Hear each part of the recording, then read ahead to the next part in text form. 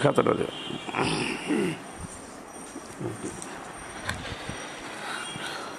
প্রিয় শিক্ষার্থীবৃন্দ, আসসালামু আলাইকুম।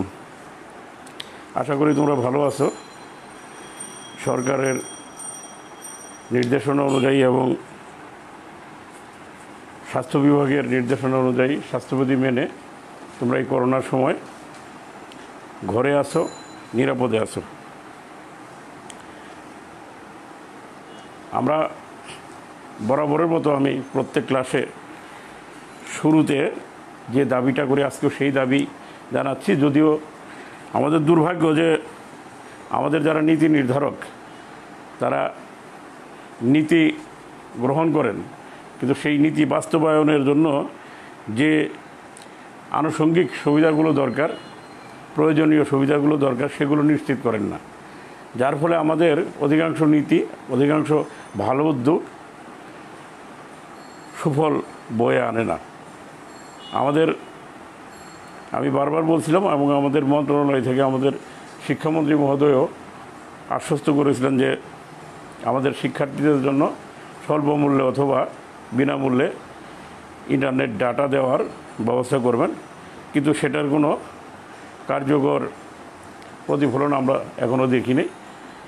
সেটা আলোচনা পর্যায়ে আছে। আমি আজকে আবারও দাবি জানাচ্ছি যে আমাদের প্রান্তিক পর্যায়ের গ্রামীণ দরিদ্র জনগোষ্ঠীর যে ছেলে মেয়ে যারা আমাদের শিক্ষার্থী, তারা যেন ডাটা সংগ্রহের আর্থিক কারণে অর্থের অভাবে ডাটা সংগ্রহ করার অপারগতার কারণে আমাদের ক্লাস থেকে বঞ্চিত না হয়। আমি সরকারের কাছে আমাদের মোবাইল ফোন অপারেটর যারা আছে তাদের বিশেষভাবে দৃষ্টি আকর্ষণ করছি যে এই বিষয়টা খুব দ্রুততম সময়ে একটা ব্যবস্থা করা হোক, আমাদের শিক্ষার্থীরা ইন্টারনেটের সুবিধাটা সবাই ব্যবহার করার সুযোগ পাক। তো প্রিয় শিক্ষার্থীরা, আজকের টপিক আগেই আমি বলেছিলাম যে বাংলা সাহিত্যের ইতিহাস নিয়ে কথা বলবো। মধ্যযুগের যে সময় পরিধি তোমরা জানো যে 1200 থেকে 1800 অথবা 1201 থেকে 1800, এই সময়টাকে বাংলা সাহিত্যের যুগ বিভাজনের ক্ষেত্রে মাঝের সময় অর্থাৎ মধ্যযুগ হিসেবে চিহ্নিত করা হয়। আমি আজকে আরও সুনির্দিষ্টভাবে তোমাদের বলতে চাই, মধ্যযুগের শুরুতে একটা নির্দিষ্ট সময় আছে যেটাকে আমরা বাংলা সাহিত্যের অন্ধকার যুগ বলা হয়।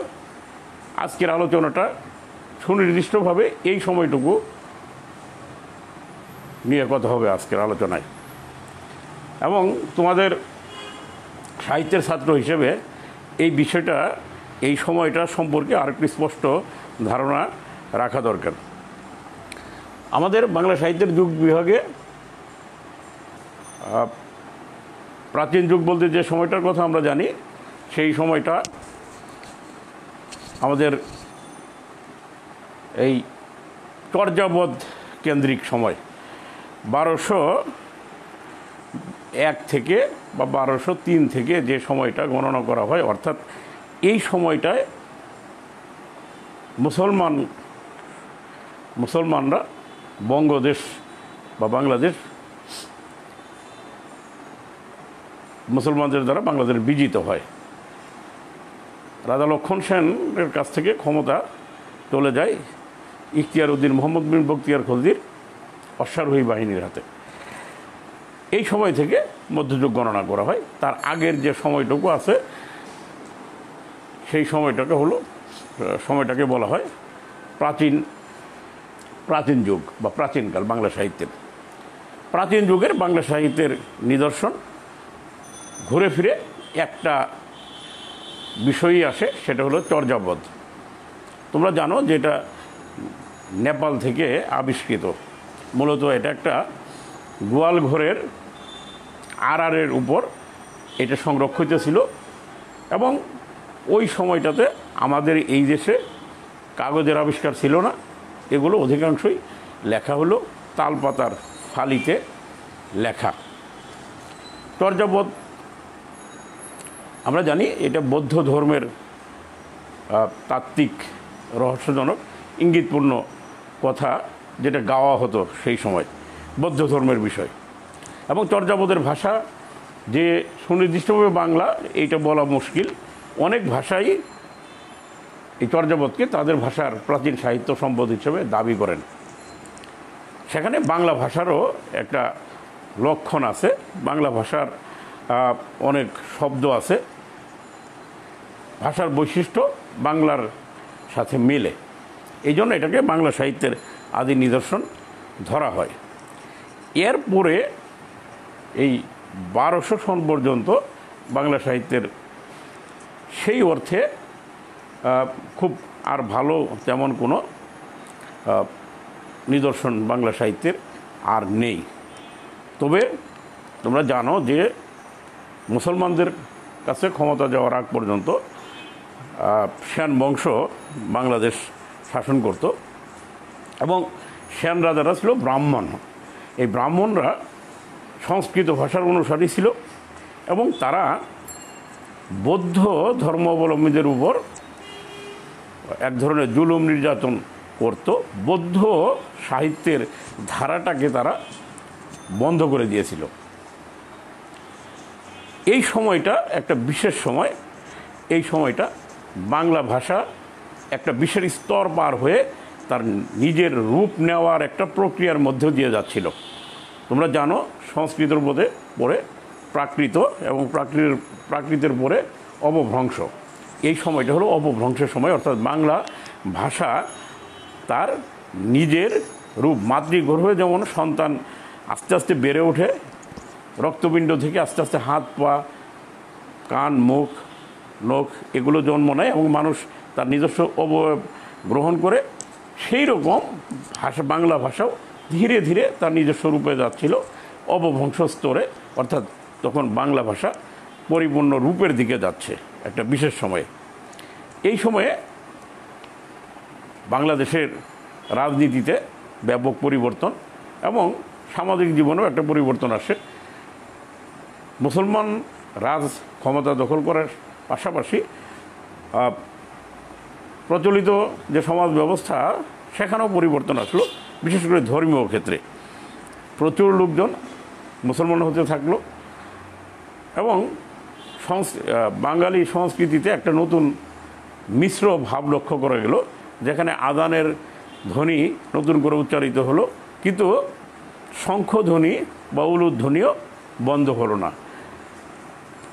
এই সময়ের আগে চর্যাপদের শেষ দিকে আমাদের লক্ষণ সেনের রাজদরবারে 5 জন কবির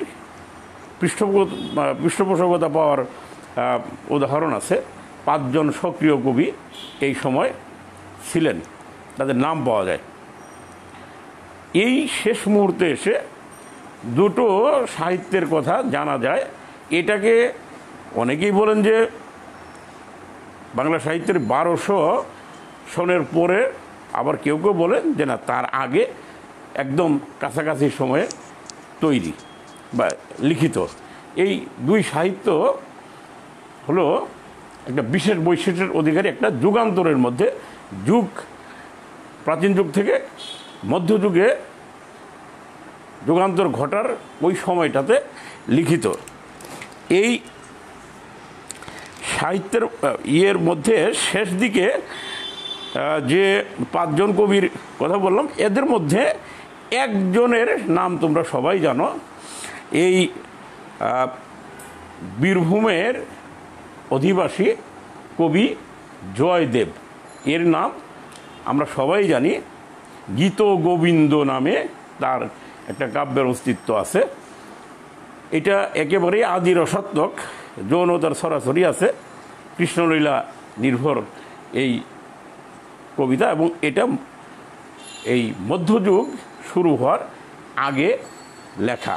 এটা হলো চর্যাপদের পরে বিশেষ ধরনের সাহিত্য, বিশেষভাবে উল্লেখযোগ্য সাহিত্য।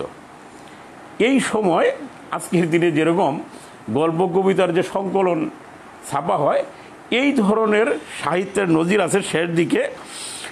একটা তোমার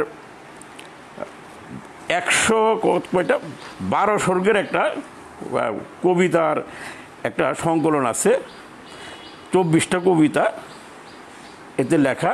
এর নাম হলো কবীন্দ্র বচন সমুচ্চয়। কবীন্দ্র, কবি যুগ ইন্দ্র, বচন যুগ সমুচ্চয়, মানে অনেকগুলো কবিদের কথা। এই নামে একটা কাব্য সংকলনের অস্তিত্ব জানা যায়, পাওয়া যায়। এতে 111 জন কবির কবিতা এই সংকলনের মধ্যে আছে। আরেকটা সংকলনের নাম জানা যায়, এই সংকলনটার নাম হলো সদুক্তি কর্ণামৃত।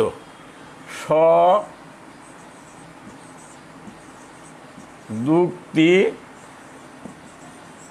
কর্ণামৃত মানে সৎ যুগ উক্তি মানে ভালো কথা, কর্ণামৃত মানে কানে অমৃতের মতো লাগে, অর্থাৎ ধর্ম সংক্রান্ত তাত্ত্বিক কথাবার্তা সংক্রান্ত কবিতা, যেটা শোনাতে পুণ্য লাভ হয়, এই ধরনের কবিতার একটা সংকলন সদুক্তি কর্ণামৃত।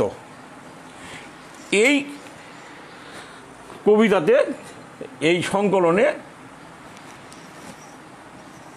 485 জন কবির, তখনকার দিনে 485 জন কবির কবিতা আছে, এবং এই কবিতার সংখ্যা হলো 2370টা। এই বিষয়বস্তু শ্রীকৃষ্ণের কীর্তন করা, প্রশংসা করা।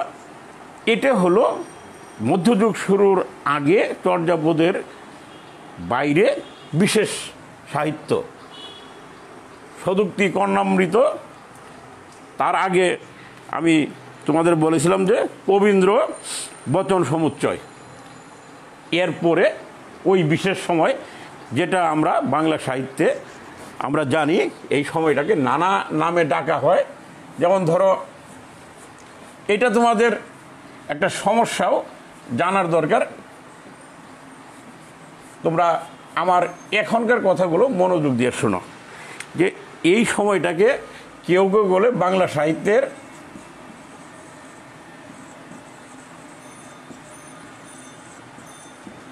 অন্ধকার যুগ।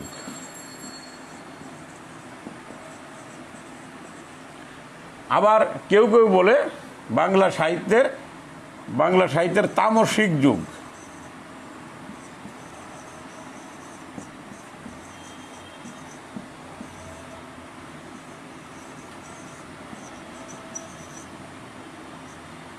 তামসিক যুগ, তমসা থেকে তামসিক। তামসিক মানে হলো অন্ধকার, ওই একই অর্থ। অর্থাৎ বাংলা সাহিত্যের অন্ধকার যুগ নামে একটা সময় আছে, যেটার ঠিক পরিধি কতখানি, মাপটা কতখানি, এটা নিয়ে বিতর্ক আছে। সাধারণভাবে কেউ কেউ বলেন যে মুসলমানরা বঙ্গবিজয় করার পরে 100 বছর। আবার বিশ্বের গবেষণায় দেখা যায় যে বাংলা সাহিত্যের নিদর্শনগত বিচারে এই সময়টা হলো 1201 থেকে 1350 খ্রিস্টাব্দ। মুসলমানরা বঙ্গবিজয় কবে করে, কখন করে, এই বিষয়টা নিয়ে মতানৈক্য আছে, মতবিভেদ আছে। তবে সময়টা 1201 থেকে 1204-এর মধ্যে, 1201 থেকে 1204 এই সময়ের মধ্যে ইখতিয়ার উদ্দিন মোহাম্মদ বিন বখতিয়ার খলজি বঙ্গদেশ বিজয় করেন। এই সময়ের পরে 1350 অর্থাৎ 150 বছরের একটা সময়ের পরিধি। এই সময়ের মধ্যে বাংলা সাহিত্যের খুব বড় ধরনের উল্লেখযোগ্য কোনো নিদর্শন পাওয়া যায় না। এই সময়টাকে সাহিত্যের ক্ষেত্রে, বাংলা সাহিত্যের ক্ষেত্রে অন্ধকার যুগ বলা হয়, কারণ উজ্জ্বল কোনো নিদর্শন, সাহিত্যের কোনো প্রমাণ এই সময়টায় পাওয়া যায় না। এখন এই বিষয়টা নিয়ে তোমাদের সাধারণ ধারণাও আছে আমি জানি, যে যদি প্রশ্ন করা হয় যে এই সময়কে কেন বাংলা সাহিত্যের নিদর্শন, বাংলা সাহিত্যের তামসিক যুগ বা অন্ধকার যুগ বলা হয়, তোমরা এক কথা উত্তর দিবা, এই সময় বাংলা সাহিত্যের কোনো উল্লেখযোগ্য নিদর্শন পাওয়া যায় না। এখন যদি আমরা জিজ্ঞেস করি বা কেউ জিজ্ঞেস করে যে তাহলে কেন পাওয়া যায় না, উত্তরটা কিন্তু একটা বিশেষ বৈশিষ্ট্য সম্পন্ন উত্তর আসে, যে এই সময় মুসলমানরা বঙ্গদেশ বিজয় করার ফলে, মুসলমানদের হাতে বাংলাদেশ বিজিত হওয়ার কারণে মুসলমানরা বাংলাদেশের আর্থসামাজিক অবস্থার উপর এমন একটা প্রভাব বিস্তার করে, এমন একটা নেতিবাচক প্রভাব সমাজের উপর পড়ে শাসক গোষ্ঠীর কারণে, যার কারণে উন্নত মানের সাহিত্য রচনার জন্য কোনো সামাজিক পরিবেশ ছিল না। আধুনিককালে গবেষণায় দেখা গেছে এই যে একটা ঢালাও মুসলমানদের দায়ী করা, এই দায়ী করাটা মোটেই যুক্তিসঙ্গত নয়। তোমরা বাংলা সাহিত্যের ইতিহাস বইগুলো দেখবা, বাংলা সাহিত্যের ইতিহাস কেন, পৃথিবীর সব ইতিহাসেই দেখবা ইতিহাস হলো পক্ষপাতদুষ্ট। কখনো ইতিহাস এক রৈখিক, সরল রৈখিক হয় না।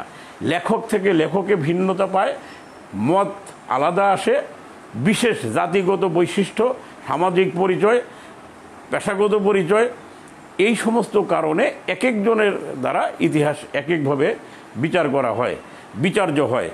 এক একজনের কাছ থেকে এক একভাবে ইতিহাস আমরা পাই।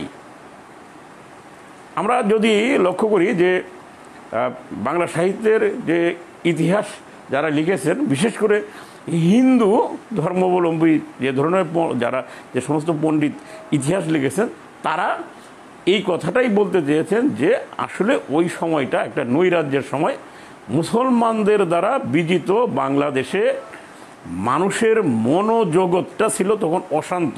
সাহিত্য রচনার জন্য যে পিসফুল যে মাইন্ড, যে সুস্থ স্বাভাবিক যে বুধ, যে চিন্তা এবং চেতনা, সেটা সেই সময় অনুপস্থিত ছিল। মুসলমানরা এসে বাংলাদেশের সমাজটাকে তছনছ করে দিয়েছিল, যার কারণে মানুষ আর সাহিত্য লেখার মতো মানসিক কোনো প্রবৃদ্ধি অর্জন করতে পারে নাই। বিশেষ করে তোমরা অনেকে এই বইটা ফলো করো, অনেকে কিনেও ফেলেছো, আমি দেখেছি। সেটা হলো অসিত কুমার বন্দ্যোপাধ্যায়ের বাংলা সাহিত্যের ইতিবৃত্ত। এটা ছোট আকৃতির আছে, বড় আকৃতির এনলার্জ এবং কনসাইজ, দুই ধরনের বই এটা আছে। এই বইতে এই কথাটা আছে। আমি তার একটা লাইন আমি এখানে লিখে রেখেছি যে উনি কি বলতে চেয়েছিলেন, তোমরা খেয়াল করো।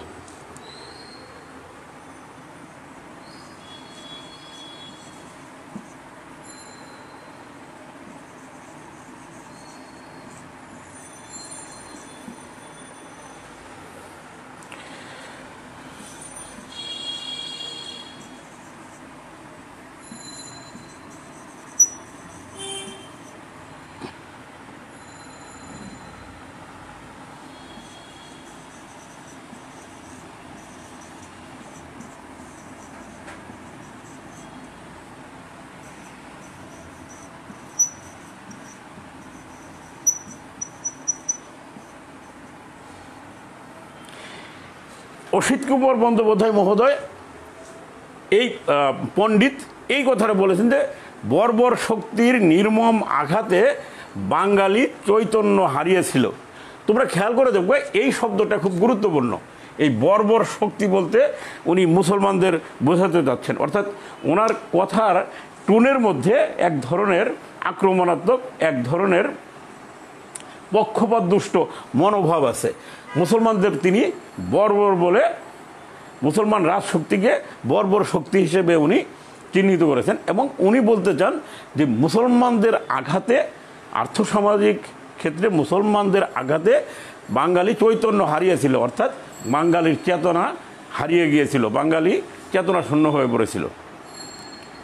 আর সুকুমার সেন সহ আরও কিছু হিন্দু ধর্মাবলম্বী, হিন্দু ধর্মের অনুসারী বাংলা ইতিহাস সাহিত্যের ইতিহাসবিদ এই একই মতকে সমর্থন করেন, কিন্তু সব হিন্দু ধর্মাবলম্বী ইতিহাসবিদ একইভাবে একই সুরে কথা বলেন নাই। আমাদের সমস্যাটা হবে যে আমরা যদি এই প্রসঙ্গটায় মুসলমানদের দায়ী করে হিন্দু ইতিহাসবিদরা ঢালাওভাবে কথা বলেছেন, এই ঢালাও কথাটা আমরা বলবো না। কেউ বলেছেন, আমাদের দুই একজন মুসলিম ইতিহাসবিদও, সাহিত্যের ইতিহাসবিদও তাদের সাথে সুর মিলিয়েছিলেন, কিন্তু সব নয়। বিশেষ করে তোমরা হরপ্রসাদ শাস্ত্রী, মহামহোপাধ্যায় হরপ্রসাদ শাস্ত্রীর নাম জানো, তিনি প্রবলভাবে এই কথাটার বিরোধিতা করেছেন এবং তিনি বলেছেন মুসলমানরা যদি না আসতো তাহলে আজকের বাংলা সাহিত্য মধ্যযুগে মুসলমানদের হাত ধরে বাংলা সাহিত্যের যে নবযুগের সূচনা, যে বিষয় বৈচিত্র্য, রাজশক্তি আনুকূল্য দিয়ে, কবিদের পৃষ্ঠপোষকতা দিয়ে যেভাবে সাহিত্যের পৃষ্ঠপোষকতা করেছেন, যার কারণে মধ্যযুগের বাংলা সাহিত্য বিষয় বৈচিত্র্য এবং আঙ্গিকের দিক থেকে বৈচিত্র্য লাভ করেন। হিন্দুর শাসন যদি অব্যাহত থাকতো তাহলে বাংলা সাহিত্য আজকের মধ্যযুগের যে সম্পদ আমাদের কাছে আছে সেটা নাও থাকতে পারত। এর কারণ আছে, কারণ হলো যে লক্ষণ সেন অর্থাৎ সেন বংশের রাজারা ছিলেন ব্রাহ্মণ। তারা সংস্কৃত ভাষাকে মনে করতেন এটা ধর্মের ভাষা, এটা শাস্ত্রের ভাষা, আর বাংলাকে মনে করতেন যে এটা গেয়, চাষা, ভূষো, বিধর্মী, ম্লেচ্ছ এদের ভাষা। এবং ওই সময় বাংলায় বলতে গেলে ফতোয়ার মতো আর কি, ওই সময় রাজশক্তির ইন্ধনে এই কথা প্রচারিত হয়েছিল যে বাংলা ভাষায় সাহিত্য চর্চা করাটা পাপ, শাস্ত্র বিরোধী, ধর্ম বিরোধী।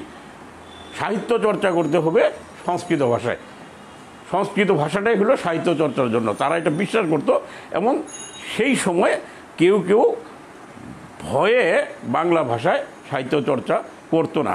আবারও বলছি, তখন বাংলা বলতে আজকের দিনে বাংলা না, তখন যে অপভ্রংশ, প্রাকৃত থেকে অপভ্রংশে আসার যে প্রক্রিয়ার সময়টা, এই সময়টার বাংলার কথা বলছি।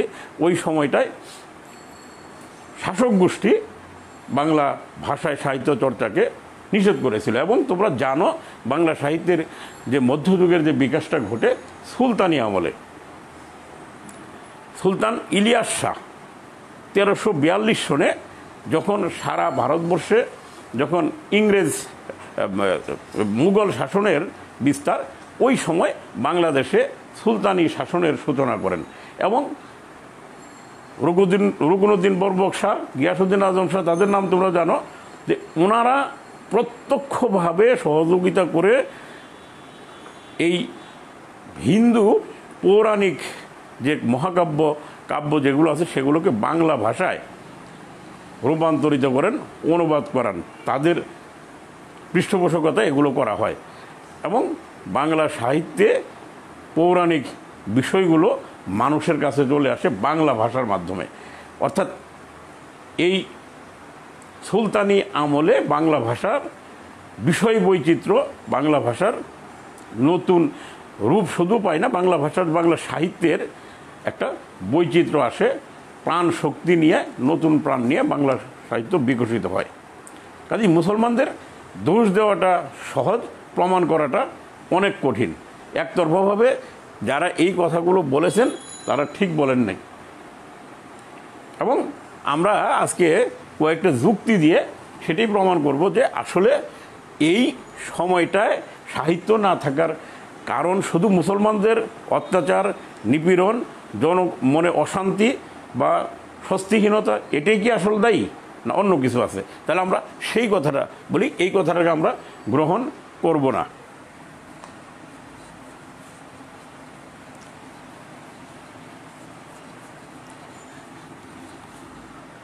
আমরা জানি যে বাংলা মধ্যযুগের সবচেয়ে গুরুত্বপূর্ণ সাহিত্য হলো তোমার শ্রীকৃষ্ণ কীর্তন, বড়ুচণ্ডী দাসের।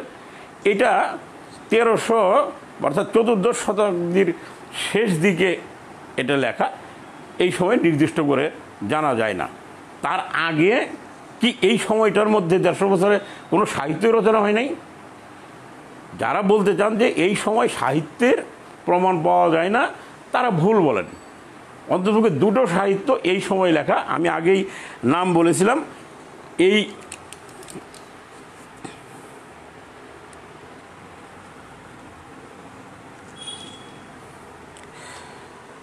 একটা হলো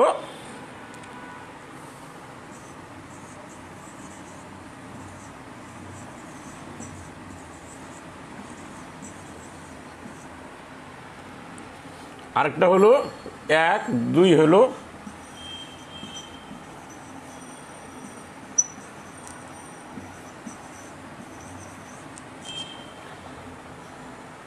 শেখ শুভদয়া আর শূন্য পুরাণ। এই সময়ের মধ্যে এই দুটো সাহিত্য নিদর্শন প্রামাণিকভাবে লিখিত আকারে পাওয়া গেছে।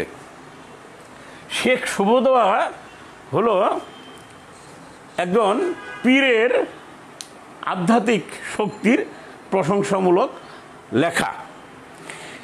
এই শেখ শুভদয়া লিখেছেন আবার একজন হিন্দু। তার লেখকের নাম কি, কবির নাম কি? হলওয়াদ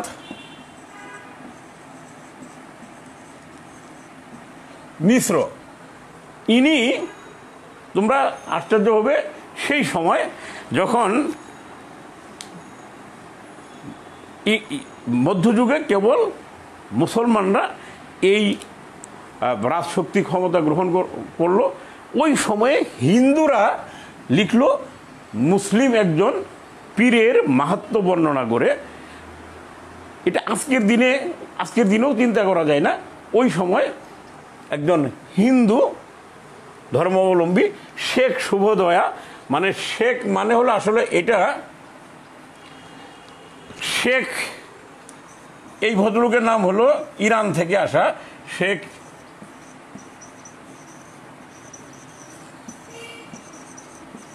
জালালউদ্দিন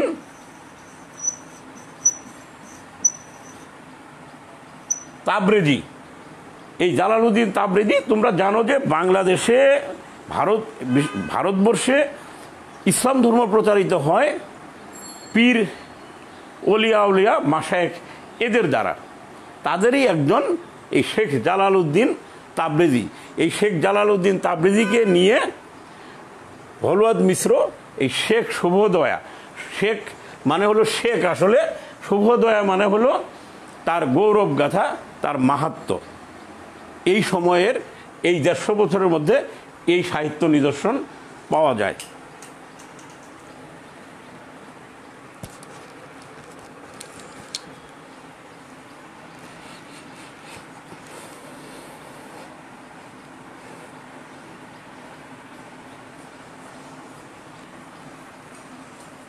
আরেকটা সাহিত্য নিদর্শন পাওয়া যায়, সেটা হলো শূন্য পুরাণ। এর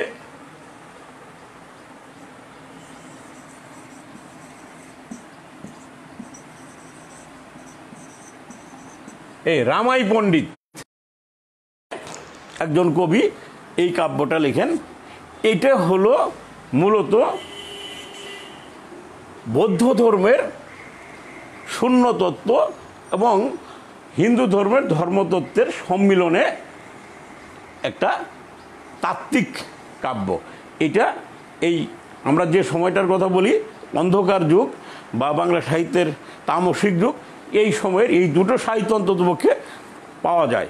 কাজেই একেবারে যে শূন্য, এই সময় যে কিছুই লেখা হয় নাই, এই কথা যারা বলেন তারা মোটেই ঠিক কথা বলেন না। আরেকটা কথা আছে, সেটা হলো যে বাংলা সাহিত্যে এই সময় সাহিত্য লেখা হয় নাই, এই কথা ঢালাওভাবে বলা মুশকিল। তোমরা খেয়াল করবা যে মিশরীয় সভ্যতার সময়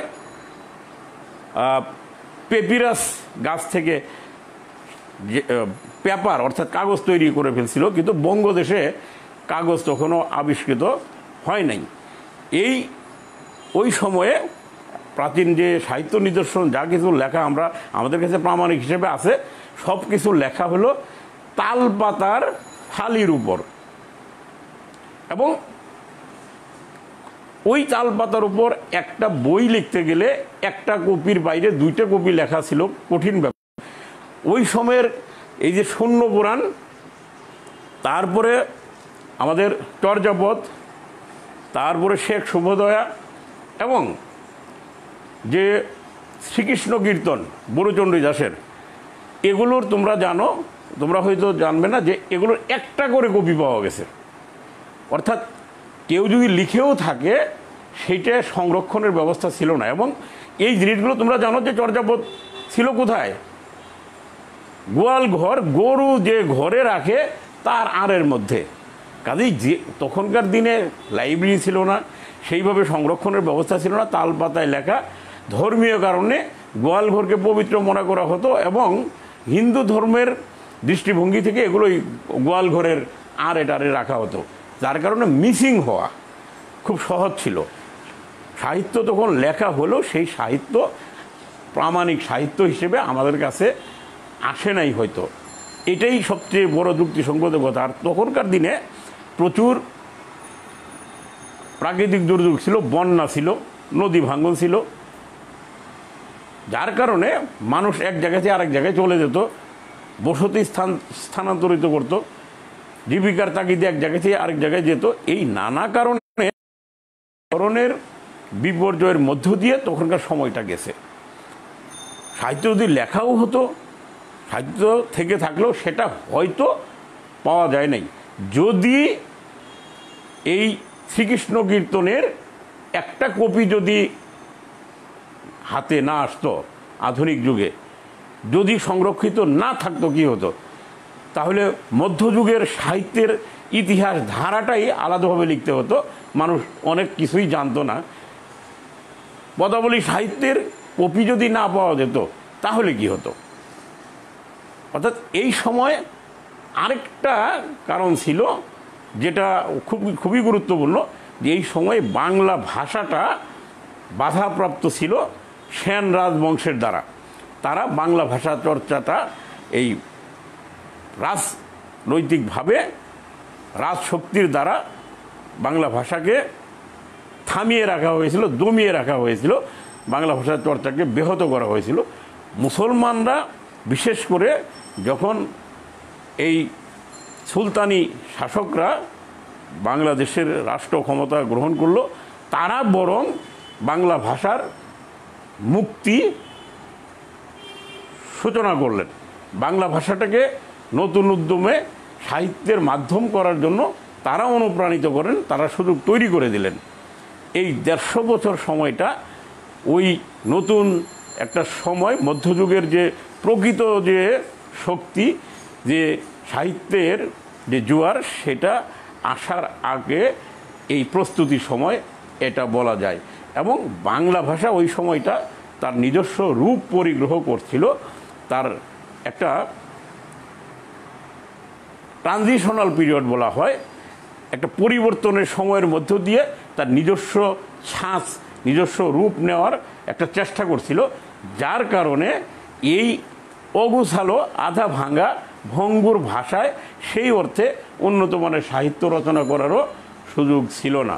তোমাদের জানা দরকার, এটা একটা গুরুত্বপূর্ণ কারণ যে বাংলা ভাষা তখন তার নিজস্ব শেপ, নিজস্ব আকৃতি, প্রকৃতি, রূপ তখন লাভ করার একটা চেষ্টার মধ্যে ছিল। এই ভাষাটা উন্নত মানের সাহিত্য রচনার জন্য তখনও যোগ্য হয়ে ওঠে নাই। 1 নম্বর। 2 নম্বর কি বললাম, যে তখন সাহিত্য রচিত হয়েছে। আমাদের কাছে 2টো প্রমাণ আছে, অন্ততপক্ষে শূন্য পুরাণ আছে শেখ শুভদয়া, এবং ঠিক 1350-এর পরে, অর্থাৎ 14শ শতাব্দীর শেষ দিকে এসে বিখ্যাত আমাদের বড়ুচণ্ডী দাসের শ্রীকৃষ্ণ কীর্তন তো আছেই। এই সময় আরও প্রচুর ছোটোখাটো সাহিত্য হয়তো লেখা হয়েছে, আরও কবিও ছিল, কিন্তু সেগুলো প্রমাণ হিসেবে প্রামাণিক কোনো লিখিত কপি আমাদের কাছে আসে নাই বলে আমরা পাই নাই। আমরা ইতিহাস লিখতে গেলে প্রমাণ লাগে, প্রমাণ নাই বলে আমরা অন্ধকার বলবো, এই কথাটা মোটেই ঠিক না। হয়তো প্রমাণ ছিল, হয়তো আমাদের কাছে এসে পৌঁছায়নি। তো আমাদের কথা একটাই, যে ওই সময় বাংলা সাহিত্যের অন্ধকার যুগ বা অন্ধকার সময় এটা আমরা ঠিক বলবো না। আমরা বলবো যে বাংলা সাহিত্যের সেই সময়ের খুব বেশি গুরুত্বপূর্ণ, খুব বিখ্যাত কোনো প্রমাণ আমাদের হাতে নাই, তবে প্রমাণ অবশ্যই আছে। এবং এই সময়টা সাহিত্যের এক ধরনের বিকাশ পর্ব এটাকে বলা যায় না, গুরুত্বপূর্ণ সাহিত্য যেহেতু এই সময়ের পাওয়া যায় না। কিন্তু এই না পাওয়ার কারণে একটা সময়কে অন্ধকার যুগ আমরা বলতে পারি না, এবং এর জন্য মুসলমান রাজশক্তিকে আমরা দায়ী করতে পারি না। যারা ইতিহাসে বাংলা সাহিত্যের ইতিহাস রচনা করতে গিয়ে যারা এই সময়টাকে একেবারেই অন্ধকার যুগ বলতে যাচ্ছেন, তারা প্রথম একটা এই অন্যায় করেছেন যে এটা অন্ধকার যুগ না, তাকে অন্ধকার যুগ তারা বলার চেষ্টা করেছেন। দ্বিতীয় হলো যে এর জন্য ঢালাওভাবে মুসলিম শাসকদের দায়ী করা হয়েছে, এটা অন্যায়। কারণ হলো আমাদের এই যে সময়, এখনকার অশান্তির সময়, আমাদের যে বর্তমান যে চলমান সময়টা আছে, এই সময়ের চেয়ে তো বাজে সময় আর সাম্প্রতিককালে যায় নাই। এই সময় তো প্রত্যেকটা মানুষ তার ধরতে গেলে চিন্তার ক্ষেত্রে বইগুলো নিয়ে বসে আছে, মাথা টাথা ঠিক নাই, মানসিকভাবে অসুস্থ, ট্রমা, এক ধরনের মানসিক ট্রমা। কিন্তু এই সময় যে সাহিত্য রচনা হচ্ছে না, অর্থাৎ দেশের বিশৃঙ্খলা হলেও, মানুষের মনে অশান্তি থাকলে, চাপ থাকলে, মানুষ টেনশনে থাকলেও যে সাহিত্য রচনা করা যায় না এমন কোনো কথা নাই। রবীন্দ্রনাথ ঠাকুর যখন সাহিত্য রচনা করে তখন কি দেশে মহামারী হয় নাই, প্লেগ হয় নাই, তখন কি কলেরা হয় নাই, তখন কি দেশে রাজনৈতিক বিরোধ ছিল না? রবীন্দ্রনাথ ঠাকুর মৃত্যুর আগে বাংলাদেশে সেই সময়টা রাজনীতির ক্ষেত্রে সবচেয়ে একটা অনাচার, একটা বিশৃঙ্খল পরিবেশ ছিল। নানা রকমের আন্দোলন, স্বদেশী আন্দোলন ছিল, সন্ত্রাসবাদী আন্দোলন। রবীন্দ্রনাথ এগুলো দেখে কোনো কোনো বিষয়ে রবীন্দ্রনাথকে আহত করেছে, মানসিকভাবে কষ্ট দিয়েছে, কিন্তু সেই কষ্টটার কারণেও রবীন্দ্রনাথ উন্নত মানের সাহিত্য রচনা করতে সক্ষম হয়েছেন। কখনো কোনো সাহিত্য রচনা ওই ধরনের নেগেটিভ বিষয়গুলো সাহিত্য রচনার উপকরণ হিসেবে, সাহিত্য পটভূমি হিসেবে কবিদের, সাহিত্যিকদের মনের উপর প্রভাব রাখে। কাজেই রাজনৈতিক বিশৃঙ্খলা যদি থেকেও থাকে, মুসলমানরা যদি রাষ্ট্রীয় ক্ষমতা নেওয়ার সাথে সাথে মানুষের উপর কোনো কোনো ক্ষেত্রে অত্যাচার করেও থাকে, তাই বলে যে সাহিত্য রচনা হবে না, সেইটা কোনো যৌক্তিক ব্যাখ্যা না, যৌক্তিক কোনো কারণ নয়। এটা এক ধরনের রাজনৈতিক বা এক ধরনের নেতিবাচক দৃষ্টিভঙ্গি থেকে মুসলিম শাসকদের ওই সময়টার জন্য অপবাদ দেওয়া হয়, এক ধরনের অপবাদই বলা উচিত।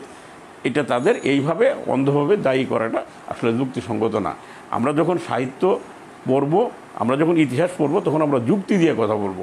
আমরা আবেগ দিয়ে হিন্দু বলে হিন্দুদের সমর্থন করব, মুসলমান বলে মুসলমানদের সমর্থন করব, এই ধরনের সংকীর্ণ দৃষ্টিভঙ্গির মধ্যে আমরা থাকব না। যা যুক্তিসঙ্গত, যা প্রামাণিক, সেটাকে আমরা গ্রহণ করব। যত বড় লেখকই মতামত দিক, আমরা দেখব, যুক্তি দিয়ে বিচার করে দেখব সেটা গ্রহণযোগ্য কি না। গ্রহণযোগ্য হলে গ্রহণ করব, সেটা আমার জাতির বিরুদ্ধে গেলেও গ্রহণ করব। আর যদি যুক্তিসঙ্গত না হয়, সেটা যেই বলুক, যেভাবেই বলুক, সেটা আমরা গ্রহণ করব না। এটা হলো আধুনিক দৃষ্টিভঙ্গির ব্যাপার। আমি মুসলমান বলেই ওই যুক্তিটা আমি খণ্ডন করলাম যে তামসিক যুগ, সেটাকে অন্ধভাবে বলা উচিত না এবং মুসলমানরা দায়ী না, সেটা না। আসলে যুক্তিতেই বলে যে এইভাবে দায়ী করা ঠিক না এবং মুসলমানরা এর জন্য দায়ী নয়। এটা আমি বলছি তা না, এটা আসলে আমাদের পড়াশোনার জগতে ঘাটতি আছে। আমরা সহজভাবে এটা জানি বলেই এটা বলি। আমাদের হরপ্রসাদ শাস্ত্রী, ভূদেব মুখোপাধ্যায়, তাদের বইগুলো পড়ে দেখবা, তাদের ইতিহাস গ্রন্থে একেবারেই মুসলমানদের মোটেই দায়ী করা হয়নি, বরং মুসলমানদের অ্যাপ্রিসিয়েট করা হয়েছে, মুসলমানদের প্রশংসা করা হয়েছে যে মুসলমানদের দ্বারাই বাংলা সাহিত্য আজকে আধুনিক যুগে পদার্পণ করেছে, মধ্যযুগের ওই শক্তি নিয়ে। তো কাজেই আমরা এই বিষয়টা আজকে স্পষ্ট করলাম। আমরা আর অন্ধভাবে কারো অনুসরণ করে কারো কথায় নাচব না। আমরা যুক্তি দিয়ে কথা বলবো, প্রমাণ দিয়ে কথা বলবো।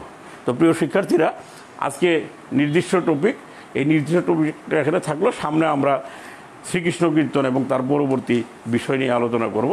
তোমরা ভালো থাকো, তোমাদের সুস্বাস্থ্য কামনা করি, আমার জন্য তোমরা দোয়া করো এবং আমরা দেশের জন্য দোয়া করি, জাতির জন্য দোয়া করি, যেন খুব দ্রুততম সময়ে আমরা ক্যাম্পাসে ফিরে যেতে পারি, আমরা আগের মতো প্রাণোচ্ছল হয়ে ক্যাম্পাসকে মুখরিত করে তুলতে পারি। আল্লাহ আমাদের দ্রুত বিপদমুক্ত করুক, করোনা মুক্ত করুক, এই প্রত্যাশা রেখে তোমাদের অনেক শুভেচ্ছা জানিয়ে শেষ করছি। আসসালামু আলাইকুম ওয়া রাহমাতুল্লাহি ওয়া বারাকাতুহু।